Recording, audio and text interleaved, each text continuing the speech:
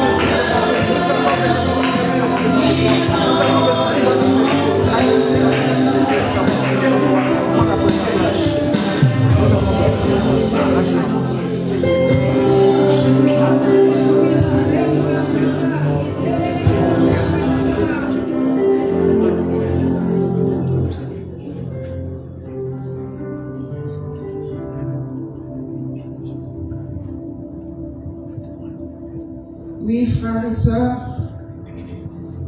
la parole qui nous concerne ce soir est tirée donc du premier livre des rois, les 4 premiers chapitres.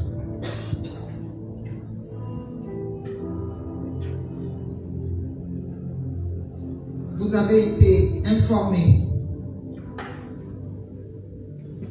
Nous espérons tous que chacun s'est imprégné des textes.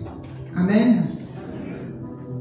Et que pour une fois, ça ne se passera pas comme d'habitude. Asseyons-nous dans la présence de Dieu.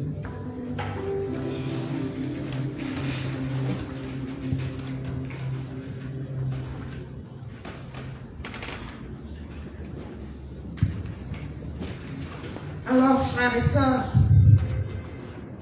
ces 4 premiers chapitres du premier livre des rois, de quoi s'agit-il?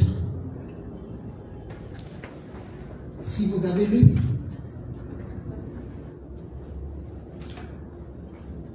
il s'agit d'une fin de règne, d'un début de règne et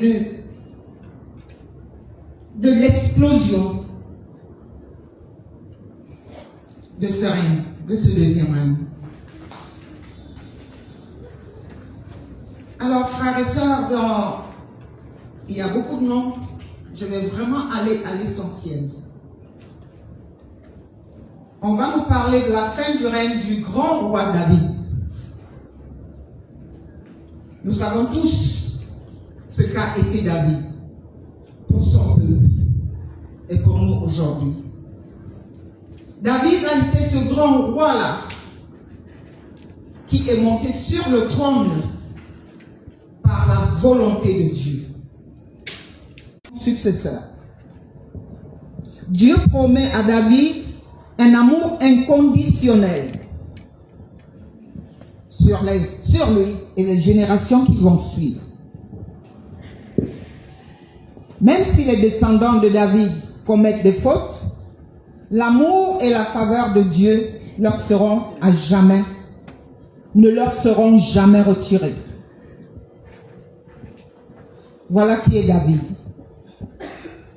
Et David, à la fin de son règne, va passer le flambeau à son fils Salomon. Vous savez, frères et sœurs, je vais vous prendre une image. C'est vrai que je fais beaucoup de sport, donc ça m'inspire. Vous savez, l'épreuve du relais, course avec relais. Vous avez vu, à chaque fois que le premier, parce que c'est le premier qui part, il tourne, et il vient, il doit faire le relais au second. Si le relais fait par le premier coureur est mal fait, c'est fini pour l'équipe. Ok? Amen. Alors, pour vous dire quoi? David a régné. Vous savez toutes les conquêtes que David a faites. Et à la fin de la règne de David, le peuple d'Israël est un. David est vieux. Il est fatigué. Avancé en âge, on le couvrait de vêtements et cela ne le réchauffait pas. Oui, frères et sœurs, voilà la fin humaine de ce grand roi David. Voilà la faiblesse de l'homme, de l'humain. Oui. À nous aussi, il nous arrive de passer par ces périodes de froid, par ces périodes où on a l'impression qu'on crie à Dieu et qu'il nous répond par le silence. Mais David a été un roi selon le cœur de Dieu.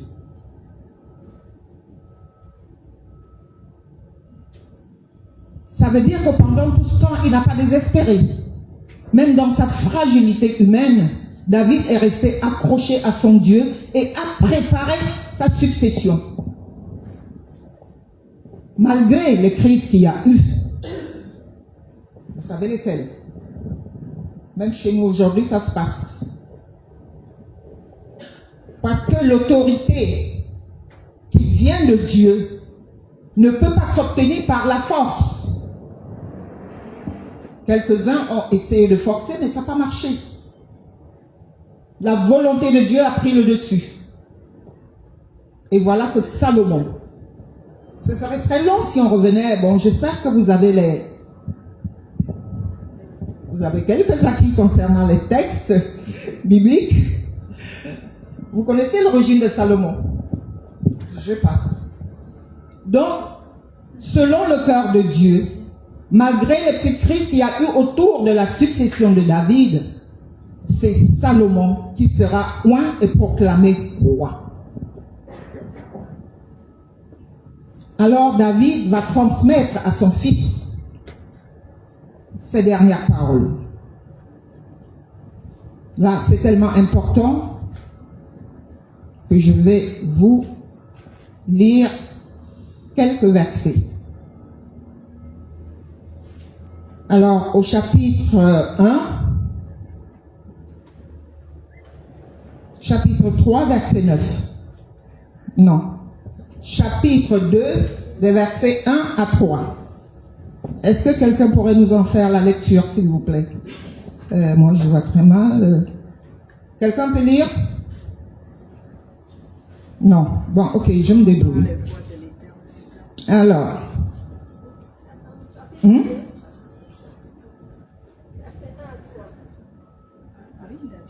Le temps de sa mort approchait. David donna ses ordres à Salomon son fils en disant: Je m'en vais par le chemin de toute la terre, montre-toi fort et sois un homme.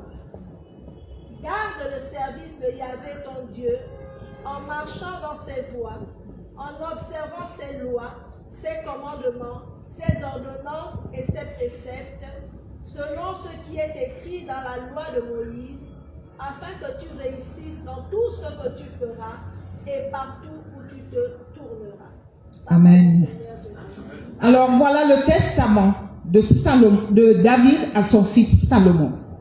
Frères et sœurs, dans ce texte, on ne vous dit pas que, pourtant c'est pas qu'il n'en avait pas, On ne vous dit pas que David transmet des maisons. On ne vous dit pas que David transmet des comptes en banque. David transmet à son fils cette promesse qui déjà lui avait été faite. David reste sur le plan spirituel.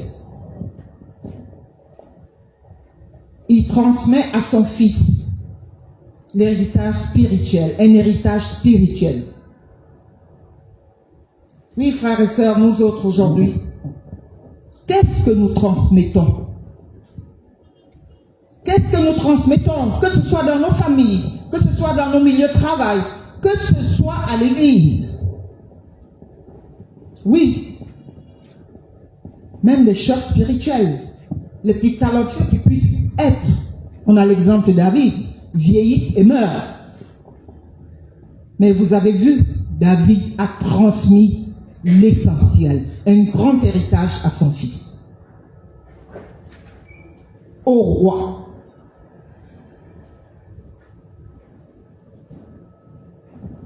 David a transmis ce qu'il y avait de plus précieux.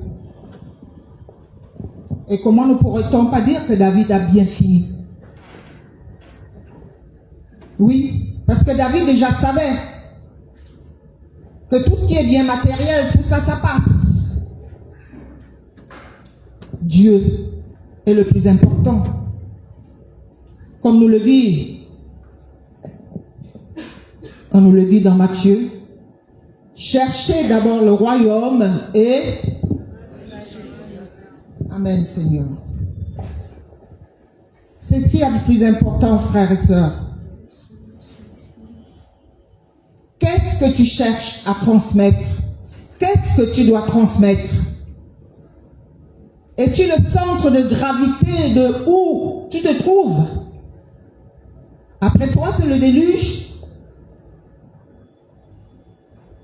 Nous avons tous, frères et sœurs, quelque chose à transmettre. Quelle que soit notre situation sociale, nous avons tous quelque chose à transmettre. Surtout quand nous sommes chrétiens. Parce que oui, voilà, on parle de David, ça veut dire il y a longtemps. Mais ne sommes-nous pas co-héritiers avec le Christ? Ce Christ, Matthieu nous le montre dans sa généalogie. Dans son chapitre 1. Ce Christ, c'est un descendant de la dynastie de David. Donc cette promesse faite à David est aussi sur lui. Et il y a quelques assemblées, frères et sœurs, nous avons déclaré notre identité en Christ. Nous sommes de cette génération-là. Voilà notre identité. Donc cette promesse aussi impacte nos vies.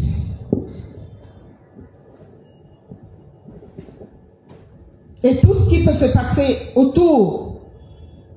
Vous voyez, le début de règne de Salomon n'a pas été de tout repos. Ses demi-frères ont essayé. D'autres personnes de la cour ont essayé. Et qu'est-ce que cela représente? Ça représente, frères et sœurs, toutes ces situations difficiles que nous traversons, que nous vivons. Mais nous ne devons pas renier notre identité parce que nous sommes dans des situations et des conditions difficiles. Regardons à Dieu. Rappelons-lui sa parole. Il est fidèle, lui. Rappelons-lui ses promesses. Et l'assemblée dernière, nous avons déclaré, la parole nous a amené à déclarer que ces promesses se réalisent dans nos vies aujourd'hui. Donc, quelles que soient les situations difficiles, quels que soient les appâts du monde, frères et sœurs, nous sommes appelés à ne pas renier notre identité.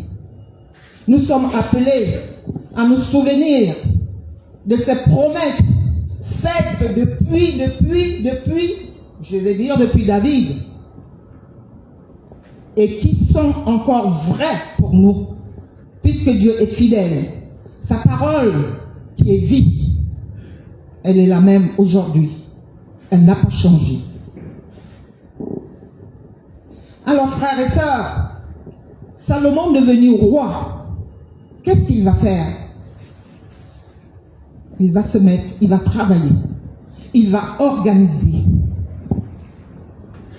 Et son peuple va vivre, pour ce qui concerne la portion de texte qu'on a aujourd'hui, son peuple va vivre dans la joie, dans l'abondance.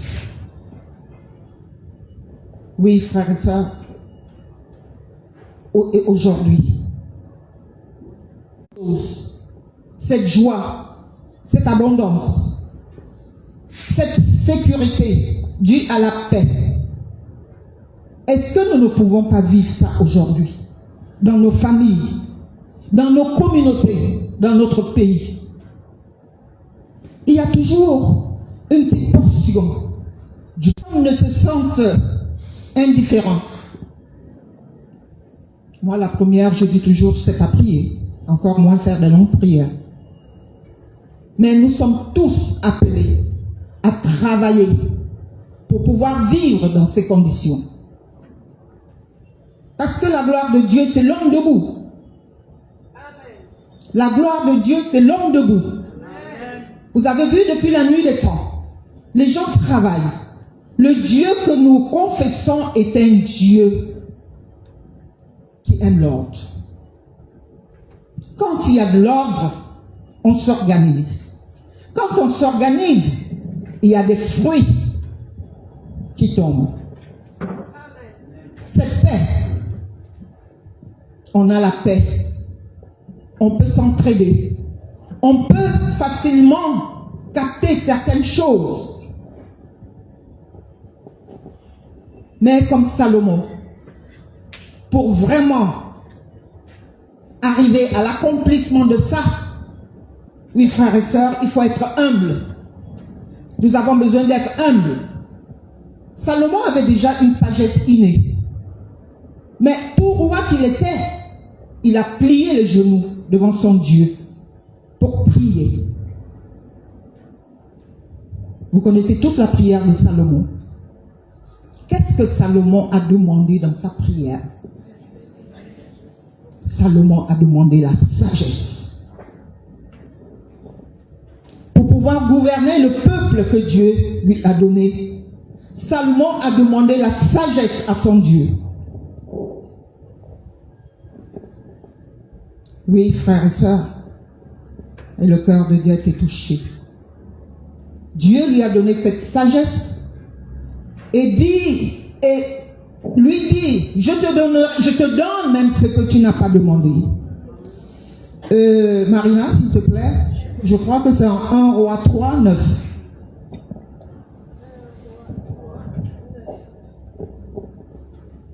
Accordez donc à votre serviteur un cœur attentif pour juger votre peuple, pour discerner le bien et le mal, car qui pourrait juger votre peuple, ce peuple si nombreux? Amen. Amen. Voilà ce que Salomon demande à son Dieu. Et Dieu le lui accorde. Dieu le lui accorde. Il n'a pas demandé la richesse matérielle. Il a demandé ce cœur qui écoute. Il a demandé à avoir cette sagesse divine qui sort du cœur. Oui, et on nous raconte un des épisodes dû à cette sagesse de Salomon.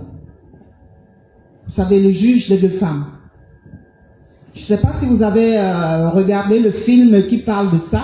Je vous assure que quand Salomon dit « apportez cet enfant et une épée », même vous, spectateurs, voilà, qui aurait pu penser à ça?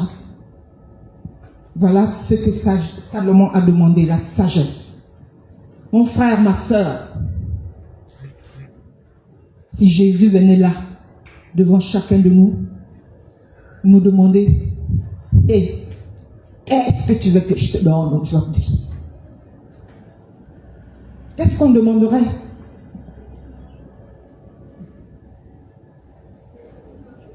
Qu'est-ce qu'on demanderait? Nous qui avons l'habitude de dire, nous sommes faits de chair et d'esprit. On plongera facilement dans la chair. Chacun va s'empresser de demander ce qui lui manque. Chacun va s'empresser de demander ce qui lui manque. Mais est-ce la volonté de Dieu? Frères et sœurs, je me rappelle, il y a peut-être 2 dimanches, j'ai mis sur le groupe l'homélie du Père Eddy par rapport à la prière. Parce que ça m'avait saisi, cette homélie. Il expliquait dans son homélie pourquoi certaines de nos prières n'étaient pas exaucées. La volonté de Dieu est où dans tout ça? La volonté de Dieu est où dans tout ça?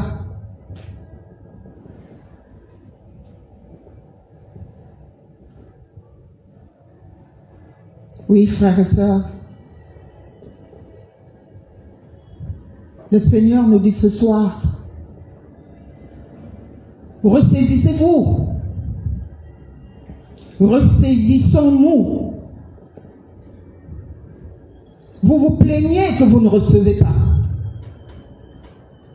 Mais vous demandez pour la gloire de Dieu ou bien pour votre gloriole. Excusez-moi, c'est un peu l'argot français, la gloriole. C'est-à-dire la gloire humaine. Ce que tu demandes à Dieu, c'est pour quoi faire. C'est à Dieu que tu demandes. C'est pas à un être humain. C'est à Dieu. Tu demandes ça. Pourquoi faire?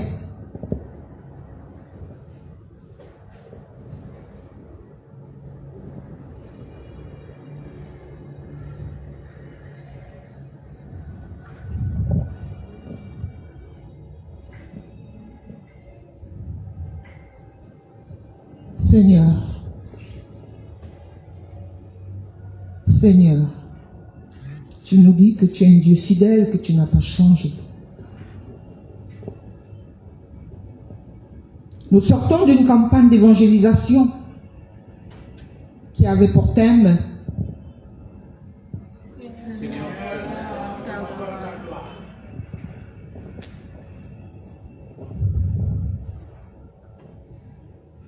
J'espère et je souhaite à chacun de nous qu'on continue de méditer là-dessus. Seigneur, fais-moi voir ta gloire. C'est quoi la gloire de Dieu? Seigneur, fais-moi voir ta gloire. Chacun dans sa situation. Chacun avec ce qu'il a. Seigneur, fais-moi voir ta gloire. Amen. Alors, on va terminer avec Salomon. Donc, vous voyez, Salomon a, et je ne sais plus dans quelle version de la Bible, pour décrire l'abondance, là, cette fois-ci, matérielle, physique, charnelle, dans laquelle se trouvait son peuple. On dit, chacun sous son figuier. Et sous, Marina, s'il te plaît, ça doit être dans 1 Roi 4, 20. Le peuple était nombreux. Juda et Israël étaient nombreux. Aussi Ils mangeaient, ils nombreux que buvaient. le sable au bord de mer. On mangeait, on buvait et on était dans la joie. Amen. Oui, comme j'ai déjà posé la question tout à l'heure, frères et sœurs, mais je dis, aujourd'hui, qu'est-ce qui nous empêche de vivre ça? Qu'est-ce qui nous empêche?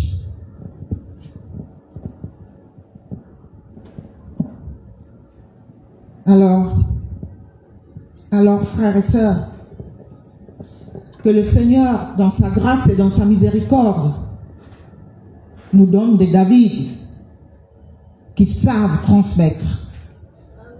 Et vous savez, un petit témoignage à propos de transmettre. J'ai une profession dans laquelle les collaborateurs doivent assimiler un minimum de choses pour que vraiment le rendu du travail soit acceptable.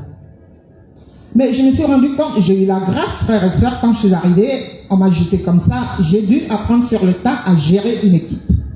J'arrive, je suis jeune pharmacienne, voilà. Mais très vite, j'ai capté les gens qui comprenaient. Et j'ai choisi de travailler avec ces personnes-là. Mais au cours, en chemin, je me rends compte qu'il y en a qui acceptent et qui ont du plaisir à transmettre, et il y en a qui font de la rétention. Oui. Ça commence par là. Il y a des gens qui n'aiment pas partager. Il y a des gens qui n'aiment pas partager. Si tu ne peux pas partager ce que tu sais, pour que le milieu dans lequel tu vis avance pour le bien d'un plus grand nombre, je pense que tu auras du mal à partager certaines choses. Je dirais, excusez-moi, j'accuse peut-être, je juge. J'ai remarqué, je parle de ce vécu-là, et j'ai remarqué que les gens qui ne partageaient pas étaient des gens coincés, et qui jusqu'aujourd'hui sont restés un peu dans leur bulle. Je ne sais pas si vous comprenez ce que je veux dire. Ce sont des gens qui ont du mal même à manifester j'allais dire de l'amour, c'est un gros mot.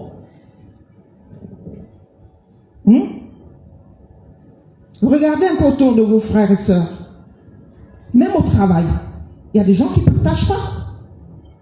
Je veux dire partager voilà, qui refusent. Alors, dans nos milieux de vie, dans nos familles, nous sommes obligés de partager. Mais c'est toujours pas fait. Frères et sœurs, ce qu'on obtient de Dieu, il vient de Dieu. Et souvent dans nos familles, ça pose problème. Même dans nos familles, ça pose problème. Et combien de fois dans nos pays?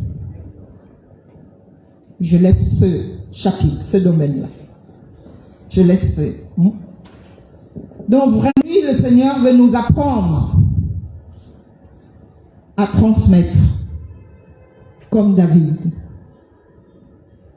Demandons au Seigneur d'avoir aussi dans nos milieux de vie, dans toutes les communautés, je vais dire, oui, sociales, qui composent notre société.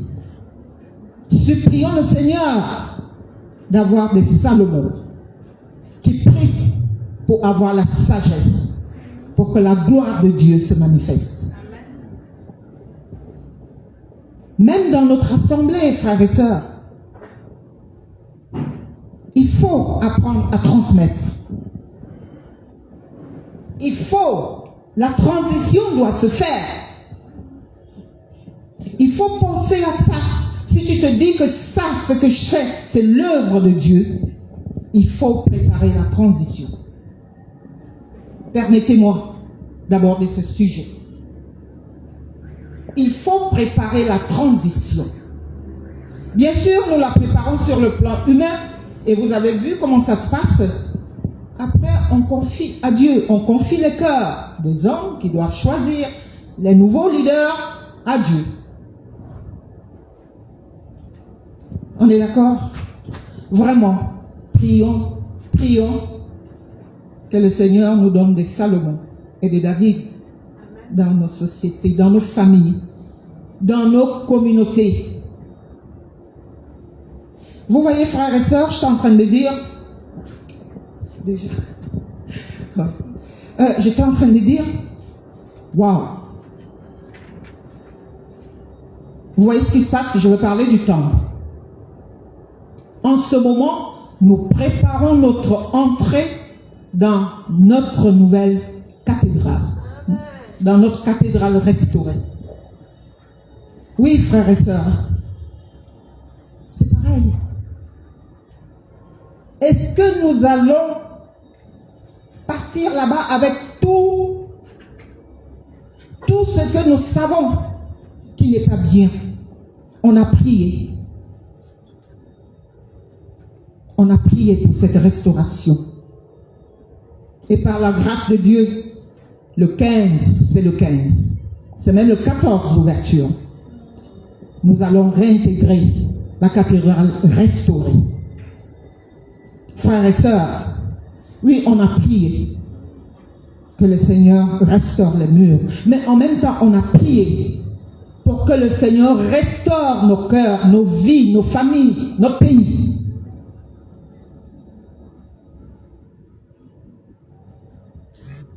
Moi, personnellement, je prie, je supplie ce Dieu vivant-là, que nous puissions vivre cette paix, cette abondance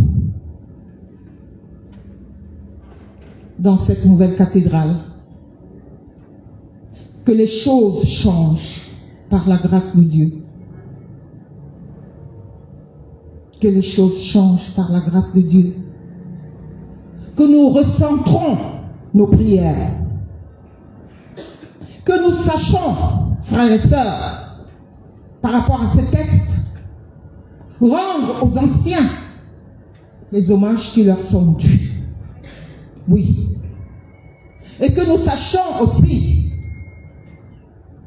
malgré nos limites, malgré nos faiblesses, préparer les nouveaux leaders, parce que les choses ne doivent pas s'arrêter. Je ne sais plus dans quel passage de la Bible quelqu'un dit, si ce qu'ils font vient de Dieu, personne ne pourra l'arrêter. Amen. Merci. Frères et sœurs, pour ma part, je pense qu'ici, on fait l'œuvre de Dieu. Avec nos limites, avec nos faiblesses, mais que chacun de nous demande à Dieu d'avoir un cœur qui écoute. Que chacun de nous sache, oui, qu'on ne peut pas vivre une vie chrétienne sans persécution. Même le maître a été persécuté. Et vous vous dites témoins. Vous êtes des témoins, vous êtes des disciples. Que ce ne soit pas, frères et sœurs, des occasions de chute. Quand je dis chute, que ce ne soit pas des prétextes. J'appelle ça des prétextes pour ne plus être présent dans vos assemblées. Que ce ne soit pas des prétextes pour quitter l'Église. Nous avons dit oui. Même le Christ est tombé 3 fois. Mais par 3 fois, il s'est relevé. Nous disons, il est le chemin. Et pourquoi? Parce que toi, tu es tombé une fois, tu veux tout abandonner? Pourquoi? Pourquoi? Frères et sœurs, pour moi, ce texte vient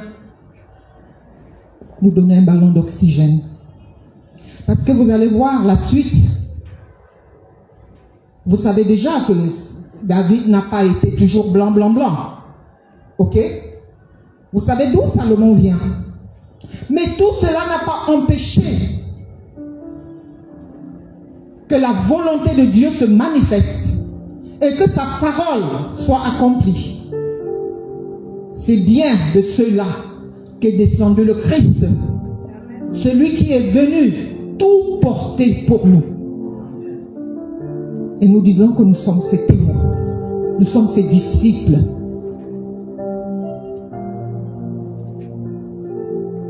Nous sommes des descendants de la dynastie de David. Nous sommes des co-héritiers avec le Christ.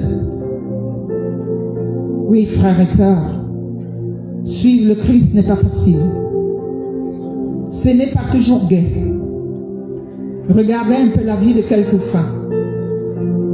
Mais ils y sont arrivés. Ils y sont arrivés. Alors, frères et sœurs, nous allons prier. Nous allons prier pour que Dieu nous donne cette grâce-là d'accepter et de savoir transmettre ce que nous avons reçu de lui. Nous allons prier pour que Dieu suscite au milieu de nous des Salomon. Oui, frères et sœurs. Et nous allons prier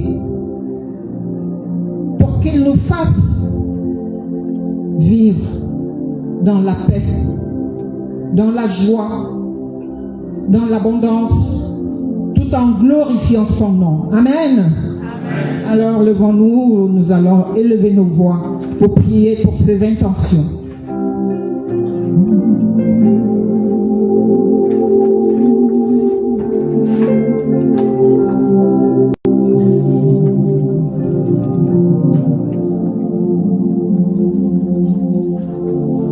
Vous pouvez élever vos voix, vous pouvez élever les voix, vous pouvez élever les voix.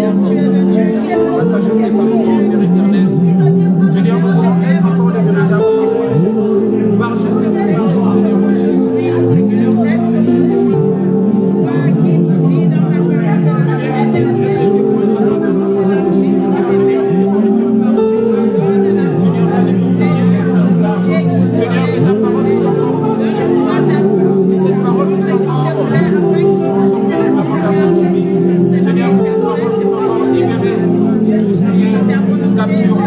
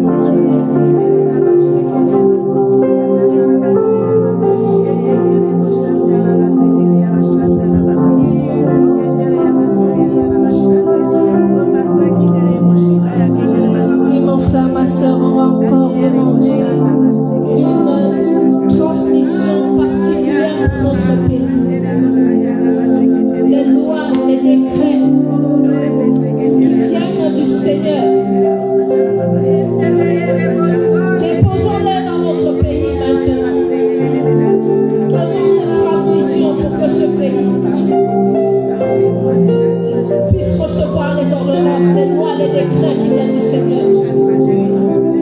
Ce sont nos enfants qui vont hériter de ce pays. Ce sont nos petits-enfants qui vont hériter de ce pays. Alors transmettons la paix. Transmettons la joie. Transmettons l'abondance spirituelle dans ce pays. Merci Seigneur. La bergère a parlé de l'amour inconditionnel. Elle a parlé de l'héritage. Oh, gloire à toi, Seigneur, pour cet amour inconditionnel. Mon frère, ma soeur, le Seigneur t'aime particulièrement. Le Seigneur a un amour particulier pour chacun de nous. Avec le Seigneur, il n'y a pas de vase à demi plein. Quelle que soit la capacité du vase, avec le Seigneur, le vase est toujours plein. Alors saisis la plénitude aujourd'hui. Saisis ta plénitude aujourd'hui. Saisis-la, mon frère, ma soeur. La plénitude dans ton héritage. La plénitude de l'amour inconditionnel de Dieu. La plénitude de la joie. La plénitude de l'abondance. Lave ton cœur, mon frère, ma soeur, afin que cette plénitude augmente chaque jour. Avec Dieu, il n'y a pas de demi-mesure. Avec Dieu, il n'y a pas de fin. Car chaque jour est un jour nouveau. Chaque jour est un jour nouveau, mon frère, ma soeur. Chaque jour est un jour nouveau. À chaque jour suffit sa peine. Les bontés du Seigneur se renouvellent chaque matin. La peine que tu as hier n'est pas celle que tu auras demain. Pense que demain, lorsque... Avant de te former dans le ventre de ta mère, je t'ai connu. Et avant que tu sortisses de son sein, je t'ai consacré. Puis la bergère a parlé d'héritage. Mais s'il n'y a pas des personnes pour hériter, on ne peut pas transmettre. S'il n'y a pas des personnes pour recevoir, on ne peut pas transmettre. Alors bien aimé, tu vas commencer à élever ta voix pour que le Seigneur suscite des hommes et des femmes qui vont venir remplir ce lieu pour que la transmission se fasse, que les jeunes se lèvent pour que la transmission se fasse. Ce n'est pas une affaire de nous. Dieu est capable de susciter des hommes et des femmes qui ont soif de lui, des hommes qui